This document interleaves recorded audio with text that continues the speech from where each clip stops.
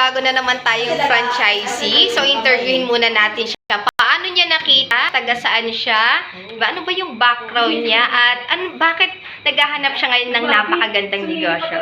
So, yan. Hi, ma'am. Kamusta po? Okay lang po. Ayan.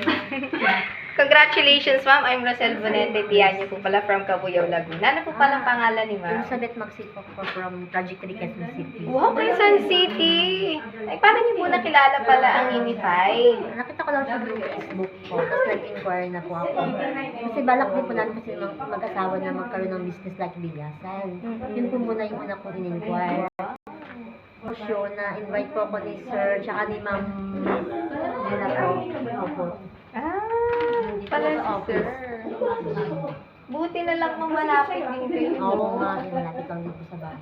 Opo, talagang nag-anak din kayo ng business ngayon, no? May existing business po ba kayo, ma'am? Meron ako yung from Bulacan, yung Nogaliza ng Bulacan. Wow, may frozen goods din tayo dito.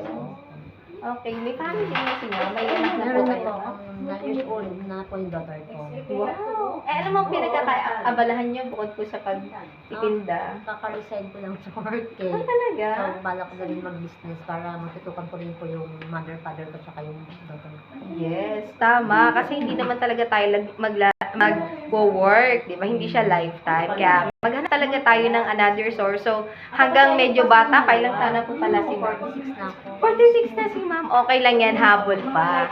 O, di ba? So, talaga ma'am, okay naman po sa inyo yung package. Apo, okay naman po. Grabe. Nakakatulong. Na-explain na rin po kayo online. Yes po. Ngayon po yung mga procedure lang po yung paano basic po na gagawin. Yes. At saka ma'am, mag-training talaga tayo. Yung atin na training. Opo, kasi mas maganda talaga na inaaral natin yung business. Kasi hindi naman, ano ma'am, di ba, yung halimbawa sa katulad sa pagtitinda, mag-o-open tayo, tapos hindi natin bubuksan. Di ba? Sara, ano din, wala tayong income. Di ba? Kaya congratulations and kay sir. Hi sir. Ano po pangalan ni sir? Darwin po, Darwin Tira. Darwin. Grabe, congratulations. Actually, pina-part-time ko to pero full-time attitude ako. Yes. Nagtatrabaho ko sa Telus. Diba? Ah, Out ko lang. naka-ID pa? Grabe. Out ko lang. Diretso natin doon na ma'am. Sabi ko, punta na kami rito. Wow, congratulations. Diba? So, paano ma'am? Paano po kayo nakapagtiwala kay sir? Kasi sa nagkaroon din po ako ng trust sa kanya kasi nga nakita ko din sa Facebook niya yung mga nag-inquire sa kanya, pin-post po niya. Tsaka yung tinuruan din po niya kung paano mag-business step by step po. Yes. At saka stranger po Kailangan kayo, po. no? So, ganun talaga ngayon, talagang magtiwala lang tayo kasi talagang tutulungan po tayo dito sa ating negosyo. Ayan. So, congratulations Ma'am Elizabeth. Tama, ma'am. Ayan. And welcome to Unified Products and Services.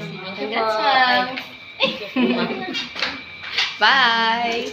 Bye, sir! Bye. Thank you! Subukan nyo na rin ang negosyong ito. Yes. Patok na patok online. Go, go, go! Talagang online business.